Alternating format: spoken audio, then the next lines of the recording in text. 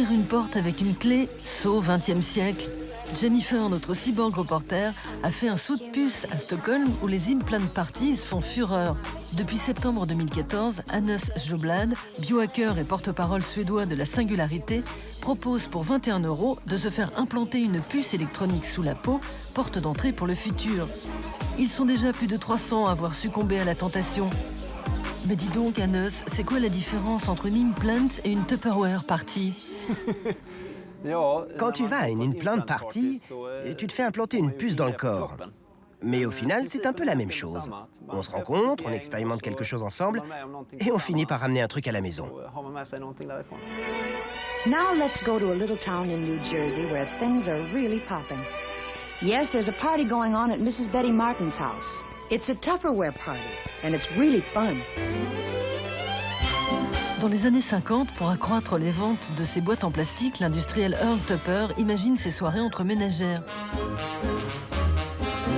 À sa manière, Hannes reprend la recette. Pucé et novice se retrouvent dans les locaux de l'association Bionifiken pour une démonstration avant de se faire implanter une puce de la taille d'un grain de riz par un perceur professionnel.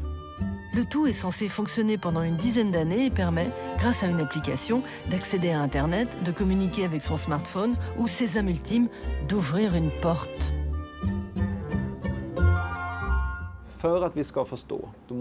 Pour comprendre le monde qui nous entoure, il faut augmenter nos capacités.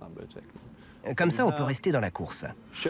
Parce que ce cerveau que l'évolution nous a donné nous a été très utile dans le contexte historique dans lequel il a été créé, quand nous étions des chasseurs-cueilleurs dans la savane il y a des milliers d'années.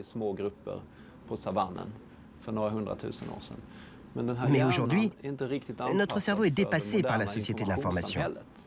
Nous avons besoin d'aide pour gérer la quantité énorme d'informations qui circulent à grande vitesse autour de nous.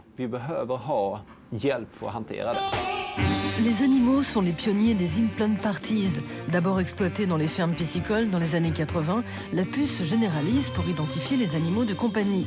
Ces mêmes puces sont détournées dans les premières implantations humaines.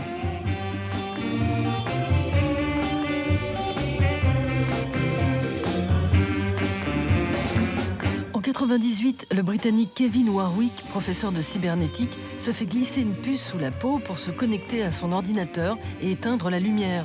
9 jours plus tard, il la retire et l'expose au Science Museum de Londres. Avec l'artiste australien Stellark, Kevin partage l'idée que l'homme et la technologie peuvent fusionner en bonne intelligence. Je vais implanter un micro connecté à un émetteur sans fil qui va relier l'oreille à Internet.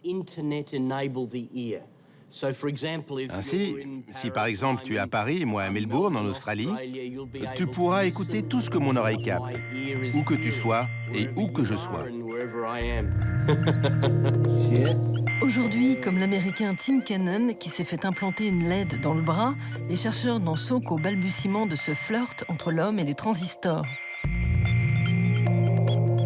Pour le moment, la puce d'Hannes n'en fait pas des tonnes. Elle joue le rôle de carte magnétique et de clé, mais dans l'avenir, le Suédois imagine des usages inédits et infinis. J'aimerais vous parler de ce projet sur lequel on travaille au Stockholm Makerspace. Il s'agit de créer un revolver qui possède un cran de sûreté que l'on peut désactiver avec un implant. Le pistolet est uniquement déverrouillé dans les mains de son propriétaire, qui a synchronisé l'arme avec sa puce.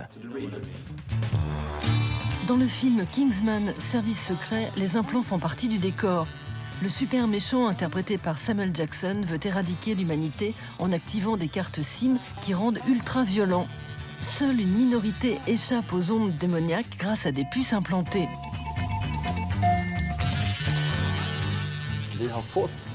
On a tous un corps, mais ce n'est pas parce que je suis né dans ce corps que je dois y vivre toute ma vie. Je ne vois pas le corps comme quelque chose de fini, mais plutôt comme une plateforme à partir de laquelle on peut s'améliorer.